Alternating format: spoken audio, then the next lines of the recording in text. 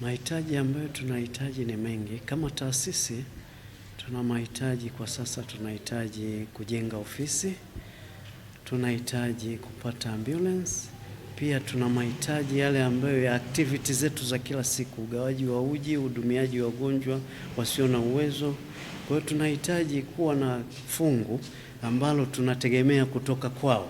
Kwa hiyo zile sadaka zao zisikome kwa sababu Ramadhani imeisha. Sadaka ziendelee kwa sababu wahitaji wapo kila siku. Wagonjwa tunapokea kila siku. Wahitaji wajane, wanafunzi tunao kila siku. Kwa hiyo mahitaji ni mengi. Hasa kipaumbele kwa sasa kama mkoa wa Iringa tuna ujenzi wa ofisi ambao tumeanzisha harambee ya uchangiaji wa ofisi.